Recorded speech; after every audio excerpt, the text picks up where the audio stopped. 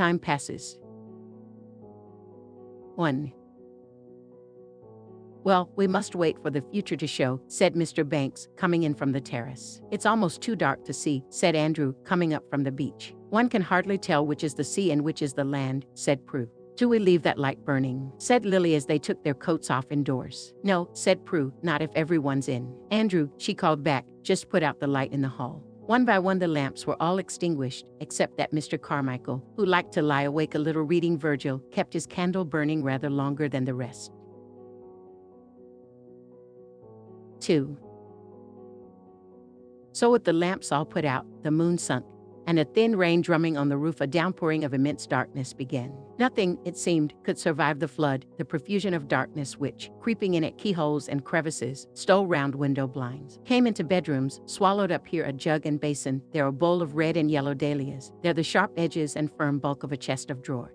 Not only was furniture confounded, there was scarcely anything left of body or mind by which one could say, this is he or this is she. Sometimes a hand was raised as if to clutch something or ward off something, or somebody groaned, or somebody laughed aloud as if sharing a joke with nothingness. Nothing stirred in the drawing room or in the dining room or on the staircase. Only through the rusty hinges and swollen sea-moistened woodwork certain air, detached from the body of the wind, crept round corners and ventured indoors. Almost one might imagine them, as they entered the drawing room, questioning and wondering, toying with the flap of hanging wallpaper, asking, would it hang much longer, when would it fall? Then smoothly brushing the walls, they passed on musingly as if asking the red and yellow roses on the wallpaper whether they would fade, and questioning the torn letters in the wastepaper basket, the flowers, the books, all of which were now open to them, and asking, were they allies? Were they enemies? How long would they endure? So some random light directing them with its pale footfall upon stair and mat from some uncovered star or wandering ship, or the lighthouse even, with its pale footfall upon stair and mat, the little heirs mounted the staircase and nosed round bedroom doors.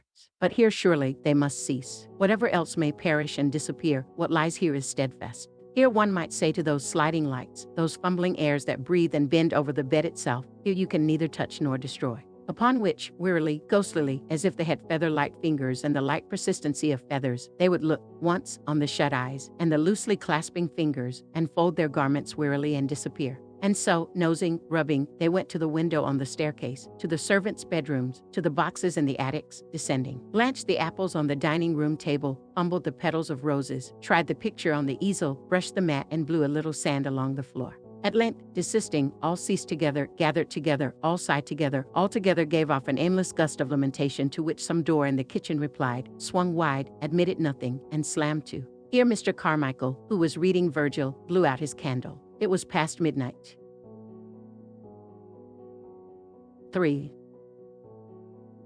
But what after all is one night? A short space, especially when the darkness dims so soon, and so soon a bird sings, a cock crows, or a faint green quickens, like a turning leaf, in the hollow of the wave. Night, however, succeeds to night. The winter holds a pack of them in store and deals them equally, evenly, with indefatigable fingers. They lengthen, they darken. Some of them hold aloft clear planets, plates of brightness. The autumn trees, ravaged as they are, take on the flash of tattered flags kindling in the gloom of cool cathedral caves, where gold letters on marble pages describe death in battle and how bones bleach and burn far away in Indian sands. The autumn trees gleam in the yellow moonlight, in the light of harvest moon, the light which mellows the energy of labor and smooths the stubble and brings the wave-lapping blue to the shore. It seemed now as if, touched by human penitence and all its toil, divine goodness had parted the curtain and displayed behind it, single, distinct, the hair erect, the wave falling, the boat rocking, which, did we deserve them, should be ours always. But alas, divine goodness, twitching the cord, draws the curtain, it does not please him, he covers his treasures in a drench of hail, and so breaks them. So confuses them that it seems impossible that their calm should ever return, or that we should ever compose from their fragments a perfect whole, or read in the littered pieces the clear words of truth.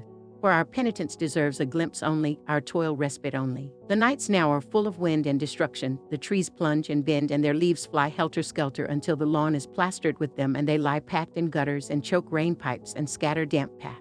Also the sea tosses itself and breaks itself, and should any sleeper, fancying that he might find on the beach an answer to his doubts, a share of his solitude, throw off his bedclothes and go down by himself to walk on the sand, no image with semblance of serving and divine promptitude comes readily to hand, bringing the night to order and making the world reflect the compass of the soul. The hand dwindles in his hand, the voice bellows in his ear. Almost it would appear that it is useless in such confusion to ask the night those questions as to what, and why, and wherefore, which tempt the sleeper from his bed to seek an answer. Mr. Ramsay, stumbling along a passage one dark morning, stretched his arms out. But Mrs. Ramsay, having died rather suddenly the night before, his arms, though stretched out, remained empty. 4.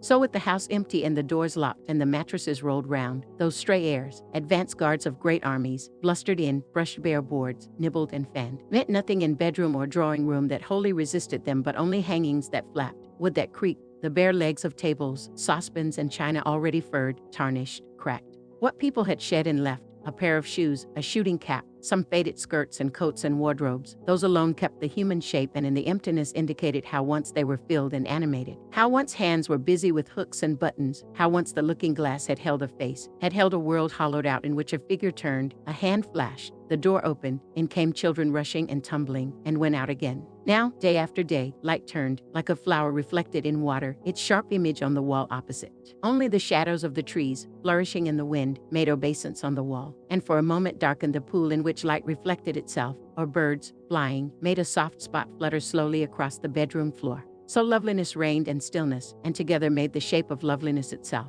a form from which life had parted, solitary like a pool at evening, far distant, seen from a train window, vanishing so quickly that the pool, pale in the evening, is scarcely robbed of its solitude, though once seen. Loveliness and stillness clasped hands in the bedroom, and among the shrouded jugs and sheeted chairs even the prying of the wind, and the soft nose of the clammy sea airs, rubbing, snuffling, iterating, and reiterating their questions, will you fade? Will you perish? Scarcely disturbed the peace, the indifference, the air of pure integrity, as if the question they asked scarcely needed that they should answer, we remain. Nothing it seemed could break that image, corrupt that innocence, or disturb the swaying mantle of silence which, week after week, in the empty room, wove into itself the falling cries of birds, ships hooting, the drone and hum of the fields, a dog's bark, a man's shout, and folded them round the house in silence. Once only a board sprang on the landing, once in the middle of the night with a roar, with a rupture as after centuries of quiescence. A rock rends itself from the mountain and hurtles crashing into the valley, one fold of the shawl loosened and swung to and fro.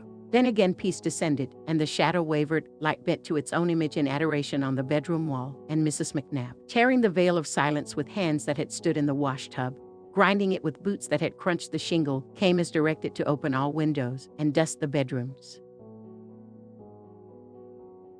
5.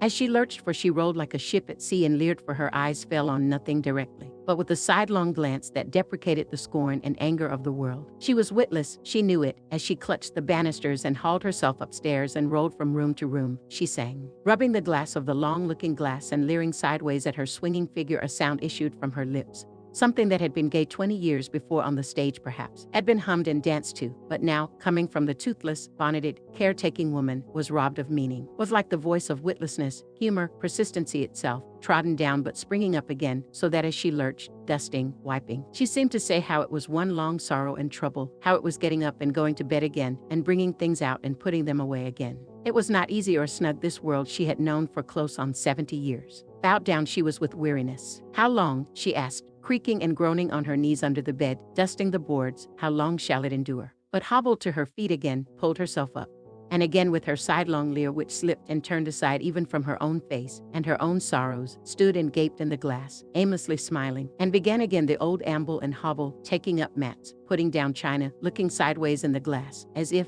after all, she had her consolations, as if indeed there twined about her dirge some incorrigible hope. Visions of joy there must have been at the wash-tub, say with her children, yet two had been base-born and one had deserted her, at the public house, drinking, turning over scraps in her drawers. Some cleavage of the dark there must have been, some channel in the depths of obscurity through which light enough issued to twist her face grinning in the glass and make her, turning to her job again, mumble out the old music hall song. The mystic, the visionary, walking the beach on a fine night, stirring a puddle, looking at a stone, asking themselves, what am I, what is this? Had suddenly an answer vouchsafed them. They could not say what it was, so that they were warm in the frost and had comfort in the desert. But Mrs. McNabb continued to drink and gossip as before. 6. The spring without a leaf to toss, bare and bright like a virgin, fierce in her chastity, scornful in her purity, was laid out on fields wide-eyed and watchful, and entirely careless of what was done or thought by the beholders. Prue Ramsay, leaning on her father's arm, was given in marriage. What, people said, could have been more fitting? And, they added, how beautiful she looked. As summer neared, as the evenings lengthened, there came to the wakeful, the hopeful, walking the beach, stirring the pool, imaginations of the strangest kind. Of flesh turned to atoms which drove before the wind, of stars flashing in their hearts, of cliff, sea, cloud, and sky brought purposely together to assemble outwardly the scattered parts of the vision within. In those mirrors, the minds of men, in those pools of uneasy water, in which clouds forever turn and shadows form, dreams persisted. And it was impossible to resist the strange intimation which every gull, flower, tree, man and woman, and the white earth itself seemed to declare, but if questioned at once to withdraw, that good triumphs. Happiness prevails, order rules, or to resist the extraordinary stimulus to range hither and thither in search of some absolute good, some crystal of intensity, remote from the known pleasures and familiar virtues, something alien to the processes of domestic life, single, hard, bright, like a diamond in the sand, which would render the possessor secure. Moreover, softened and acquiescent, the spring with her bees humming and gnats dancing through her cloak about her, veiled her eyes, averted her head, and among passing shadows and flights of small rain seemed to have taken upon her a knowledge of the sorrows of mankind. And now in the heat of summer the wind sent its spies about the house again. Flies wove a web in the sunny rooms, weeds that had grown close to the glass in the night tapped methodically at the window pane. When darkness fell, the stroke of the lighthouse, which had laid itself with such authority upon the carpet in the darkness, tracing its pattern, came now in the softer light of spring mixed with moonlight, gliding gently as if it laid its caress, and lingered stealthily and looked and came lovingly again. But in the very lull of this loving caress, as the long stroke leant upon the bed, the rock was rent asunder, another fold of the shawl loosened, there it hung and swayed. Through the short summer nights and the long summer days, when the empty rooms seemed to murmur with the echoes of the fields and the hum of flies, the long streamer waved gently, swayed aimlessly, while the sun so striped and barred the rooms and filled them with yellow haze that Mrs. McNabb, when she broke in and lurched about, dusting, sweeping, looked like a tropical fish oaring its way through sun-lanced waters. But slumber and sleep though it might, there came later in the summer ominous sounds like the measured blows of hammers dulled on felt, which, with their repeated shocks, still further loosened the shawl and cracked the teacups. Now and again some glass tinkled in the cupboard as if a giant voice had shrieked so loud in its agony that tumblers stood inside a cupboard vibrated too.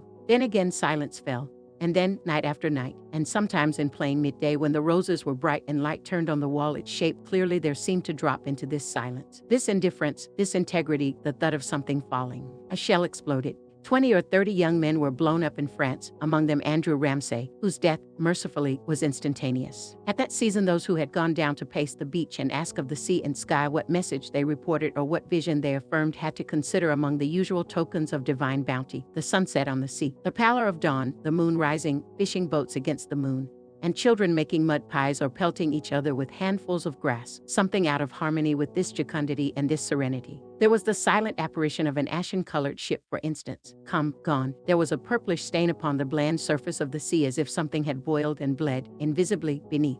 This intrusion into a scene calculated to stir the most sublime reflections and lead to the most comfortable conclusions stayed their pacing. It was difficult blandly to overlook them, to abolish their significance in the landscape, to continue, as one walked by the sea, to marvel how beauty outside mirrored beauty within. Did nature supplement what man advanced? Did she complete what he began? With equal complacence she saw his misery, his meanness, and his torture. That dream of sharing, completing, of finding in solitude on the beach an answer, was then but a reflection in a mirror, and the mirror itself was but the surface glassiness which forms in quiescence when the nobler powers sleep beneath.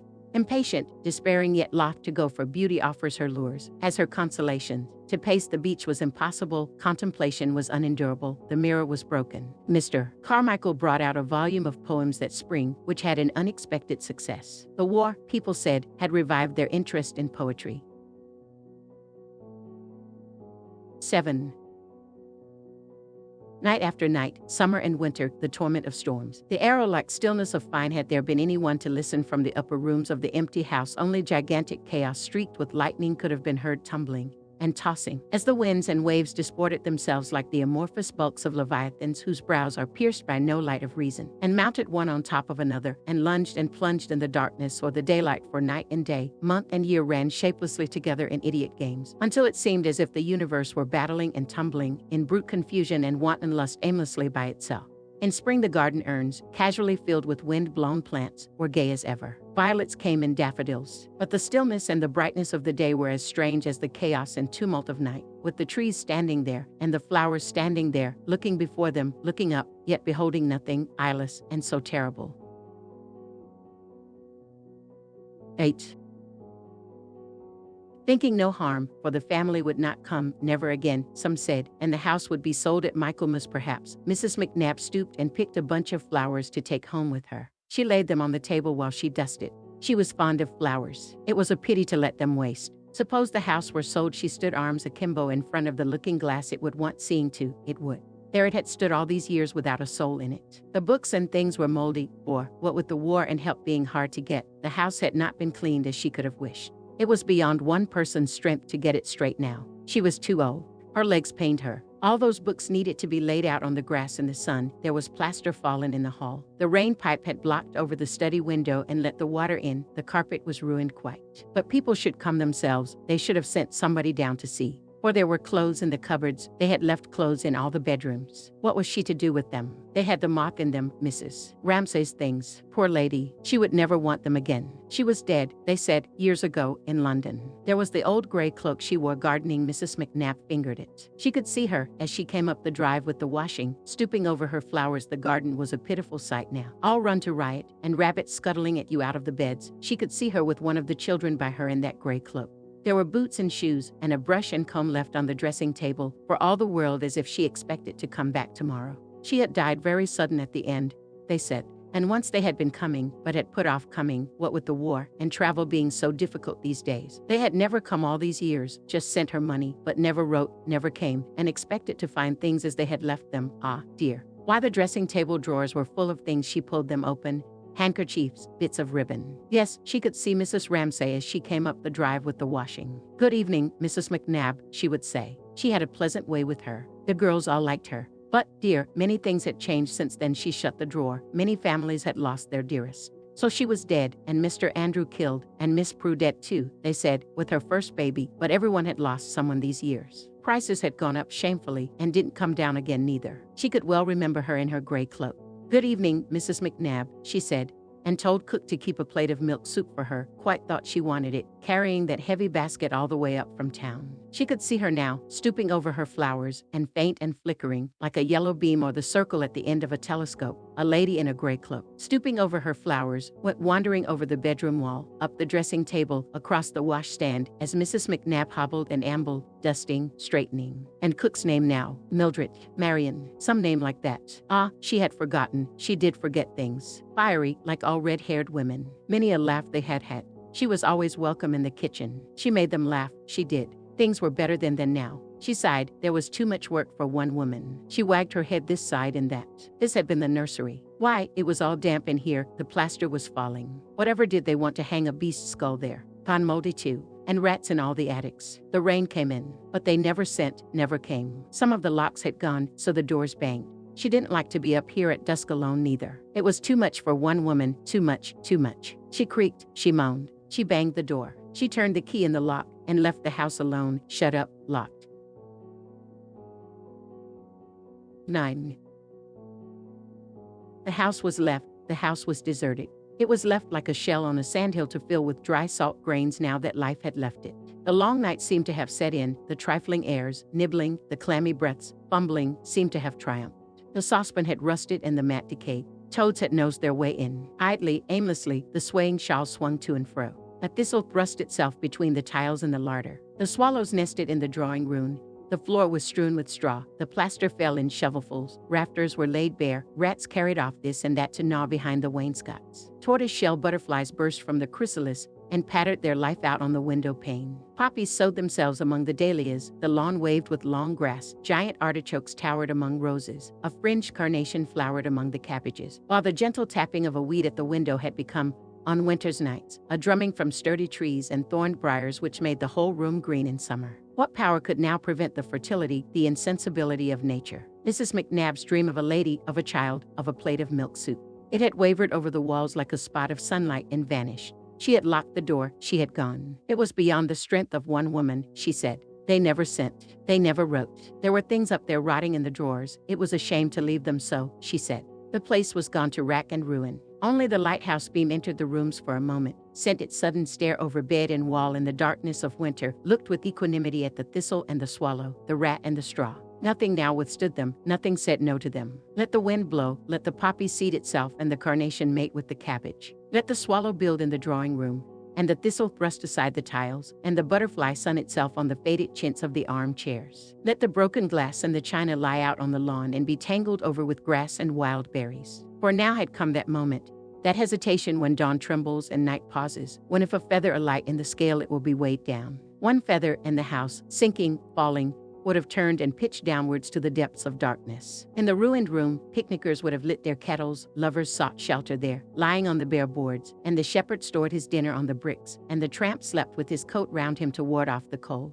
Then the roof would have fallen, briars and hemlocks would have blotted out path, step and window would have grown, unequally but lustily over the mound, until some trespasser, losing his way, could have told only by a red-hot poker among the nettles, or a scrap of china in the hemlock, that here once someone had lived, there had been a house. If the feather had fallen, if it had tipped the scale downwards, the whole house would have plunged to the depths to lie upon the sands of oblivion. But there was a force working, something not highly conscious, something that leered, something that lurched, something not inspired to go about its work with dignified ritual or solemn chanting. Mrs. McNabb groaned, Mrs. Bast creaked. They were old, they were stiff, their legs ached. They came with their brooms and pails at last, they got to work. All of a sudden, would Mrs. McNabb see that the house was ready? One of the young ladies wrote. Would she get this done? Would she get that done, all in a hurry? They might be coming for the summer, had left everything to the last, expected to find things as they had left them. Slowly and painfully, with broom and pail, mopping, scouring, Mrs. McNabb, Mrs. Bast, stayed the corruption and the rot, rescued from the pool of time that was fast closing over them, now a basin, now a cupboard, fetched up from oblivion all the Waverley novels and a tea set one morning, in the afternoon restored to sun and air a brass fender and a set of steel fire irons. George, Mrs. Bast's son, caught the rats, and cut the grass. They had the builders, attended with the creaking of hinges and the screeching of bolts, the slamming and banging of damp, swollen woodwork. Some rusty, laborious birth seemed to be taking place, as the women, stooping, rising, groaning, singing, slapped and slammed, upstairs now down in the cellars. Oh, they said, the work.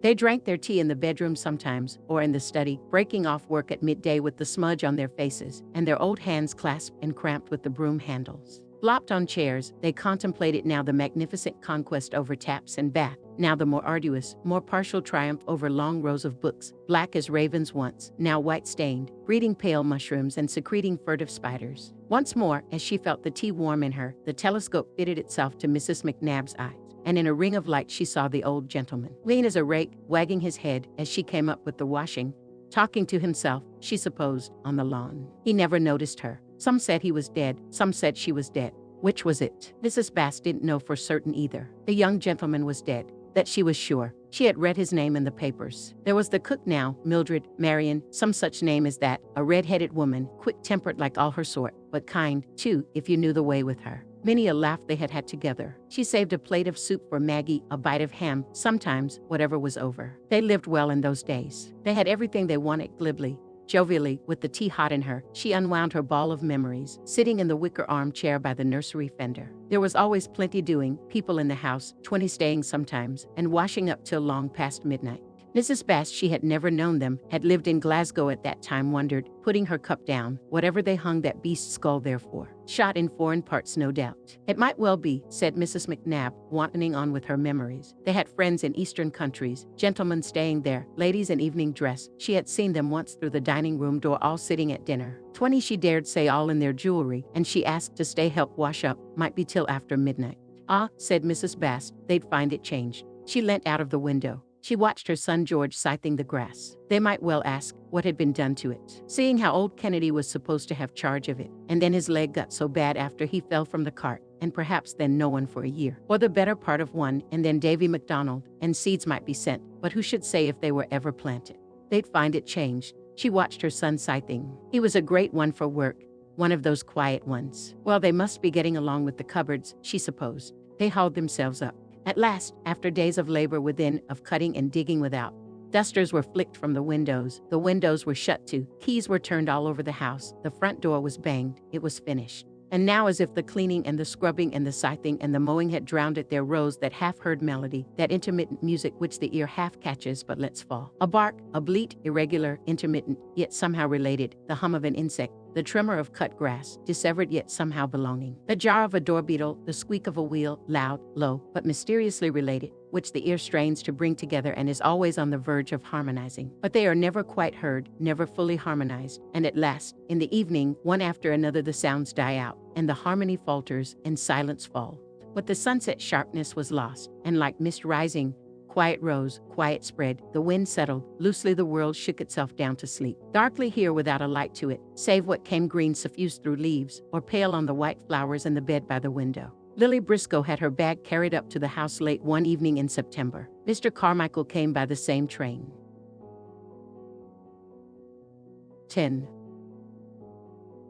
Then indeed peace had come. Messages of peace breathed from the sea to the shore. Never to break its sleep any more, to lull it rather more deeply to rest, and whatever the dreamers dreamt holily, dreamt wisely. To confirm, what else was it murmuring, as Lily Briscoe laid her head on the pillow in the clean still room and heard the sea? Through the open window the voice of the beauty of the world came murmuring, too softly to hear exactly what it said, but what mattered if the meaning were plain. Entreating the sleepers, the house was full again.